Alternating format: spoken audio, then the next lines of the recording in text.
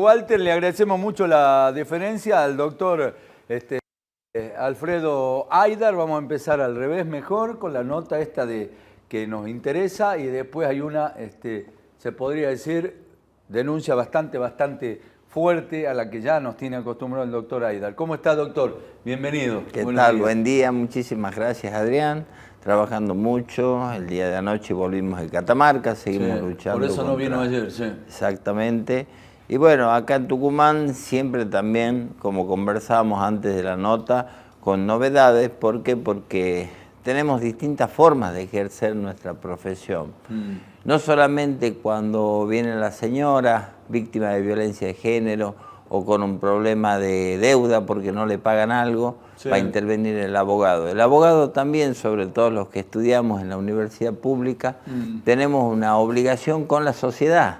Porque en definitiva, totalmente, porque en definitiva, a ver, el que estudia en una facultad privada paga por el servicio ese.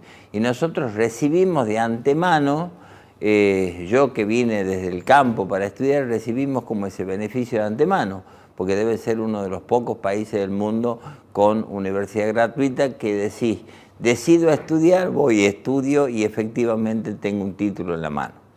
En ese orden de cosas, este año llega a mi estudio un informe que ya tenía su tiempo, porque un legislador tucumano lo había solicitado en su momento, lo solicitó, le dieron el informe, hizo una presentación sin que esa presentación sea la correcta, porque a pesar de tener una de las legislaturas más caras del país, lamentablemente, a veces nuestros legisladores nos dejan con ese gusto a poco. Este informe, ¿qué es lo que decía? En primer lugar, estaba rubricado por el doctor Hugo Pizzi, una de las mayores autoridades en temas relacionados a la infectología. Y este informe decía básicamente que en el agua de Tucumán, en el agua de calle, había restos de materia fecal, así de duro, así de fuerte. Entonces, uno que también trabaja en el orden solidario, ayudando gente, viendo cómo viven tan alejados cada vez más de esa brecha, donde los multimillonarios de la política van cada vez a la zona más alta, como era en la antigua Grecia, y el pobrerío, por decirlo de alguna manera, queda cada vez más relegado a las orillas, como pasa, por ejemplo, en el Tafí Viejo de este muchacho Noguera, Ciudad Oculta u otros lugares que están tapados de basurales y de abandono, como ocurre en Tucumán con la Costanera y otras zonas que están duramente castigadas.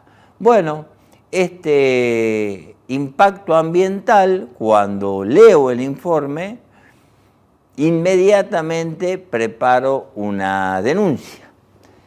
Y vos bien sabes, Adrián, que yo tengo domicilio en Santiago del Estero, resido hace muchos años por cuestiones de estudio y trabajo en Tucumán. Entonces, con ese doble rol, realizo la denuncia en la Justicia Federal de Santiago del Estero, donde tuve que ir a ratificarla y pedí en la ratificación que se cite al doctor Pizzi para dar un testimonio como testigo y que se realice un nuevo informe. ¿El impacto dónde sería? Río Salí, Río Dulce. Por lo tanto, afecta directamente no solo a Tucumán, sino a Santiago del Estero y desemboca en Mar Chiquita, Córdoba. Mirá vos hasta dónde llega con materia fecal en el agua. ¿Y cuál sería el daño que ocasionaría? El daño que ocasionaría es vos tenés prácticamente diseminado por toda la provincia, en este caso por toda la ciudad, un residuo que es altamente contaminante. Ahora la pregunta es la siguiente: aparte de materia fecal, ¿qué más hay? Para que podamos saber qué más hay, qué otros gérmenes hay, tiene que hacerse un estudio más pormenorizado y más profundo, que eso es lo que solicitamos. Nos comunicamos con el doctor Pizzi y el doctor Pizzi de inmediato nos dijo que estaba a total y absoluta disposición. Pero hay algo fuerte acá en esta causa. Cuando nosotros presentamos la denuncia, luego solicitamos el rol de querellante particulares, que el querellante, quien es aquel que insta el proceso, puede ir al lado del fiscal trabajando, impulsando, pidiendo medidas. ¿Quién apareció como defensor de Aguas del Tucumán? El doctor Argibay, hijo del juez federal de Santiago del Estero, del otro juez. Sí. O sea, nosotros vamos a litigar en el juzgado del doctor Molinari en contra del hijo del otro juez. No es algo incompatible, pero por lo menos resulta llamativo y destacable, ¿no? Entonces, de esta manera, el gobierno de Santiago del Estero decidió ser representado y también pidió el rol de querellante, preocupado por esta situación, por el doctor Abate, fiscal de Estado. Totalmente. Entonces, nuestra querella va a estar de mi parte como damnificado y como abogado, y el doctor Abate como fiscal de Estado de Santiago del Estero.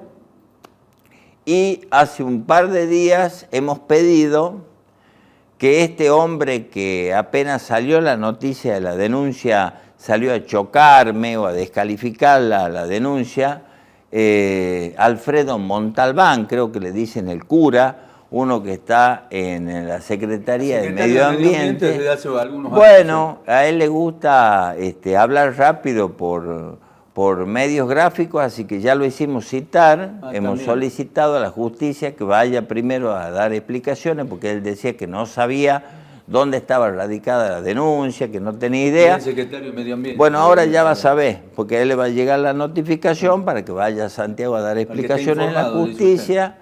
Sí, para que esté informado, notificado, vamos a realizar un amplio cuestionario de preguntas a este hombre y evaluamos pedir en su momento la imputación de quienes correspondan, porque como querella no nos vamos a quedar quietos. También hemos solicitado el asunto de feria. Usted ve hasta fotos nomás, o uno dice, tantas enfermedades que uno viene padeciendo en Tucumán. Vos me decís el dengue, que el cólera, que salís del COVID y entras en otro, que te aparece un mosquito de África o de no sé dónde. Bueno, ¿qué tiene que ver el agua? El agua nuestra es contaminante. Yo vivo viajando, basta entrar a San Miguel de Tucumán y te choca el olor a cloaca. Entonces, bueno, todas esas cosas, cuando realicemos ahora el nuevo informe, van a ser develadas. Doctor, te cambio el tema porque esto es importante, ya hiciste el resumen vos como buen abogado, y te quiero hacer una pregunta porque no avanzo sobre tu privacidad, porque sé que está en las redes ya. Vas a hacer una denuncia muy delicada ahora, ¿no? Próximamente. Correcto. En Catamarca, por un lado, vamos a hacer una denuncia contra un ministro y el gobernador de la provincia, solicitar también, en su caso, la intervención federal.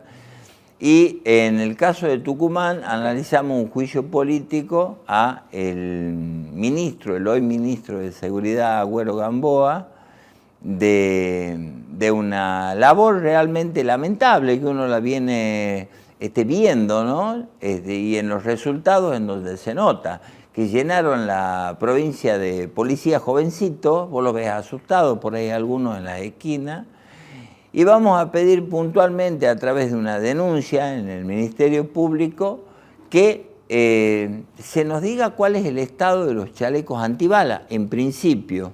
O sea, como residente de Tucumán, vivo en Tucumán, pago impuestos en Tucumán, quiero saber cómo están los chalecos antibalas.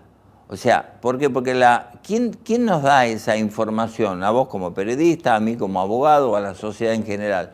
Quiero saber si los chalecos antibalas de los policías están vencidos. Ahora la pregunta es, ¿la policía puede hacer ese pedido? Un policía que recién entra puede decirle, jefe o ministro, ¿está vencido mi chaleco? No puede. Y no porque los echan o los van a sumariar o algo. Entonces, uno sabiendo cuál es esa realidad y atento a que no hay fiscales que actúen de oficio, no hay órganos de control. Vos sabés muy bien, Adrián, que en este caso el defensor del pueblo, por ejemplo, es es un dirigente puesto por el gobernador, que constitucionalmente no debería ser así, no debería ser un edecán del gobernador, sino debería ser un órgano independiente. Para defender al pueblo. Bueno, al no haber esos órganos independientes, al no funcionar prácticamente en Tucumán, entonces uno debe tomar en alguna medida ese rol. Y fueron cientos, después de la publicación que hicimos, los mensajes que nos llegaron de policías dándonos información, diciéndonos, doctor, en las comisarías no tenemos internet, no tenemos esto, algunas no tienen ni lapicera. Entonces, ¿cómo vas a combatir el delito, Adrián?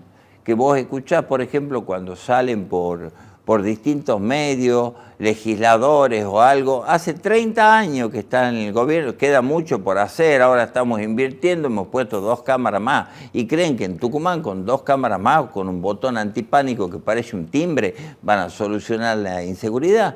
Acá hay mafias organizadas, no solamente de narcotráfico, sino también de robo de casas, robo de autos. Entonces Tucumán siempre fue, así como los santiagueños tenemos fama de dormilones, el tucumano tiene fama de gato y ladrón, pero escucharlo en los humoristas.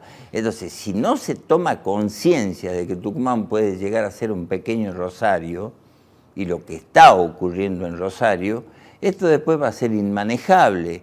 ¿Y dónde está o dónde se presentó desde que se fue Maley hasta que ingresó Agüero Gamboa? ¿Dónde está el plan de seguridad para Tucumán? En seguir nombrando policías de 18 y 19 años y que tengamos que llorar una desgracia como la que hasta ahora lloramos por la muerte del joven policía. Doctor, gracias por haber venido como siempre y bueno, seguramente va a haber otras invitaciones porque siempre hay temas para hablar con vos, ¿no? Muchas gracias. ¿Cuándo haces la denuncia? Esta semana. Te agradezco mucho.